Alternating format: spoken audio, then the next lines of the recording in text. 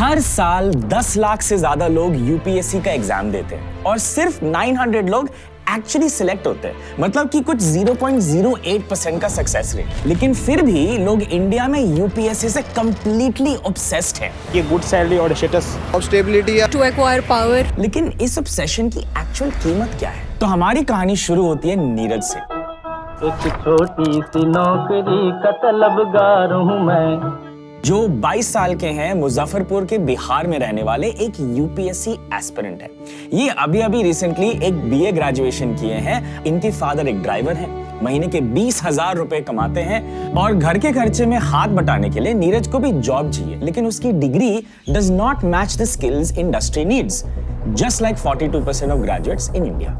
India का youth doctor, engineer या lawyer बनना चाहता है, लेकिन इसमें दो प्रॉब्लम है। पहला, या तो उनके पास वो अच्छे कॉलेजेस नहीं है जहां पे उनको प्रॉपर स्किल्स मिल सके ताकि ये प्रोफेशनल बन सके। सेकंड, उनके पास फीस नहीं है to actually afford the degree. तो इसलिए ज्यादातर इंडियंस बीए जैसे डिग्री चूज करते हैं और उनके स्किल सेट के लिए एक सरकारी नौकरी एक्चुअल प्रैक्टिकल ऑप्शन बन जाती है, क्योंकि एक गवर्नमेंट जॉब प्रॉमिस करता है एक बेहतर जिंदगी उनके लिए, उनके फैमिली के लिए, पैसे और स्टेटस दोनों चीज के लिए। और इसी उम्मीद में नीरज पहुंचते हैं दिल्ली के ओल्ड राजेंद्र नगर यूपीएससी की तैयारी में।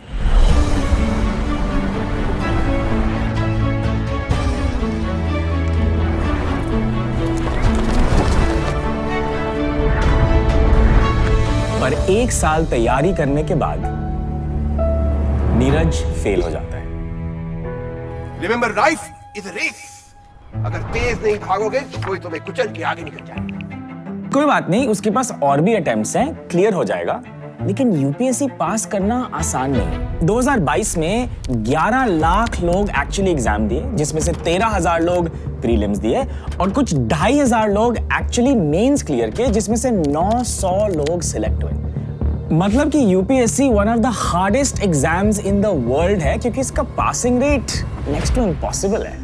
इसलिए यूपीएससी की तैयारी में एस्पिरेंट्स 15 घंटा पढ़ाई करते हैं। सुबह शुरू होता है न्यूज़पेपर के साथ, उसके बाद वो कोचिंग क्लासेस जाते हैं, फिर शाम को थोड़े से ब्रेक के बाद लाइब्रेरी। इसी के आसपास उनकी पूरी जिंदगी घूमती रहती है। अब आते हैं खर्चे पे। तो कोचिंग की फीस कुछ 50,000 से 2 लाख हो सकती है। फिर रहने का खर्चा कहीं 5,000 से 15,000 रुपए पर मंथ आता है।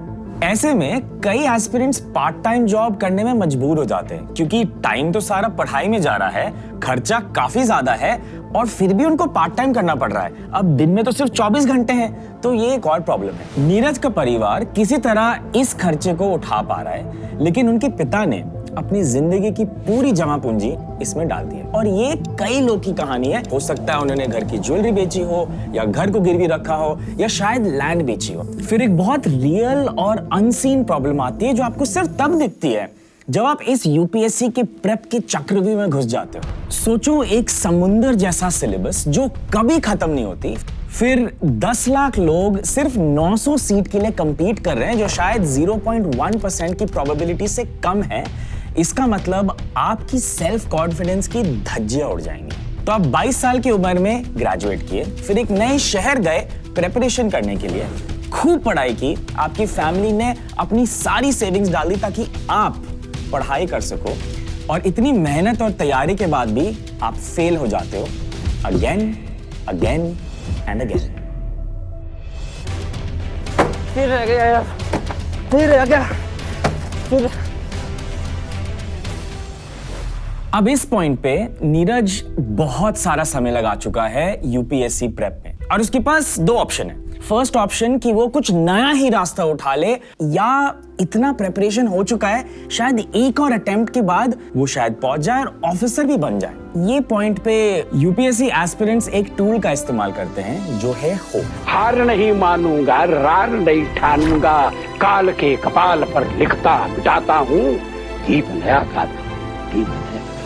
नीरज के पास यही टूल है, यही उम्मीद उसको मोटिवेट करती है दोबारा एग्जाम देने के लिए, प्रेप करने के लिए, टू वर्क हार्डर, बिकॉज उसको लगता है इस बारी वो शायद पहुंच जाएगा। बट सवाल ये है कि नीरज अपनी लाइफ का ट्रेजेक्टरी क्यों नहीं बदलता, कोई और एग्जाम या कोई और अपॉर्चुनिटी की तरफ क्यों नहीं जाता? इसके 3 रीजंस हैं। फर्स्ट रीजन है एग्जाम ट्रैप। अब एग्जाम ट्रैप बहुत इंटरेस्टिंग है क्योंकि जैसे ही आप एक एग्जाम खत्म करते हैं, दूसरी एग्जाम का प्रेपरेशन इमीडिएटली चालू हो जाता है, बिकॉज वो डेट बहुत पास है, उसका सिलेबस अलग है, माइंडसेट अलग है, प्रिपरेशन का डेट निकलता जा रहा है। तो आपको प्रिपरेशन आज स्टार्ट करना है और आपके पास कोई टाइम नहीं होता to sit and reflect, to think कि मुझे करना भी चाहिए। आप बस प्रिपरेशन में जुट जाते हो और ये एक एग्जाम का चक्र भी बन जाता है जिससे निकलना बहुत मुश्किल है। दूसरा है संक कॉस्ट फैलेसी। अब आपने 4 साल बिता दिए हैं एक्चुअली एग्जाम का प्रिपरेशन करने में, पढ़ाई करने में, और आप सोचते हो बस 4 मार्क्स की तो बात है, एक और ट्राई करूंगा तो हो जाएगा। तो आप क्विट नहीं करना चाहते। संक कॉस्ट फैलेसी आपको एंटरटेनमेंट में भी दिखता है। तो सपोज आप कोई मूवी देखने जाते हो एंड हाफ वे थ्रू आप रियलाइज करते हो क्या बकवास मूवी है, तो आपको लॉजिकली मूवी से चले जाना चाहिए, बट आप पूरी मूवी देखते हो बिकॉज पॉपकॉर्न बढ़िया था। तीसरा पॉइंट है सिविल सर्विस के पर्क्स। लोग सोचते हैं बस एग्जाम ही तो है मेरे और उस लाइफ के बीच में, उसको पास कर लेता हूं सब कुछ मिल जाएगा, तो एक और अटेम्प्ट तो बनता है, पूरी लाइफ की बात है। और इसलिए हमारे पास कुछ एग्जांपल्स भी हैं जहां डॉक्टर्स, इंजीनियर्स और लॉयर्स भी अपना वो प्रोफेशन छोड़ के यूपीएससी के एग्जाम के प्रेप में लग गए, ऑफिसर्स बन गए, उसमें ज्यादा पर्क्स भी है, पावर भी और प्रेस्टीज भी। लेकिन इस कहानी में एक और विलन है और वो है टॉक्सिक सक्सेस स्टोरीज। आपने ऐसे हेडलाइंस तो बहुत देखे होंगे। एक्चुअली ना पूरी दुनिया इस चीज को बहुत हाइप देती है। आपके पेरेंट्स, मूवीज, गाने, रील्स एंड आपके दोस्त, ये सब ये बोलते हैं अगर आप ये बन गए ऑफिसर, आपकी लाइफ तो क्या सब कुछ बन जाएगी और आप सबसे अनोखे होगे। और ये चीज देख देख के मिलियंस ऑफ व्यूज रैक करते हैं और कमेंट्स तो पढ़िए। लोग अपनी लाइफ देना चाहते हैं इस चीज के लिए बिकॉज ये पंप बहुत अच्छा करते हैं। फिर कोचिंग सेंटर्स भी आपको ब्रेन वॉश करते हैं, ये बोलते हैं कि एक बार पास हो गए देखो क्या लाइफ हो जाएगी। लेकिन कभी एक्चुअली ऑफिसर्स की लाइफ के बारे में सोचो। ये हेडलाइंस पढ़ो, ये जॉब मुश्किल है, पावर और प्रेस्टीज इसलिए है बिकॉज बहुत रिस्पॉन्सिबिलिटी है, लेकिन ये चीज कोचिंग सेंटर्स नहीं बताएंगे। आखिरकार ये 58,000 करोड़ की इंडस्ट्री है और इनको सिर्फ एक ही चीज से मतलब है, आपका पास होना नहीं, एडमिशंस और फीस। बट लोग इस हाइप के चक्कर में यूपीएससी अटेम्प्ट करते ही रहते हैं। हाँ बेटा, परीक्षा क्लियर हुई कि नहीं? इंटरव्यू में रह गए पापा।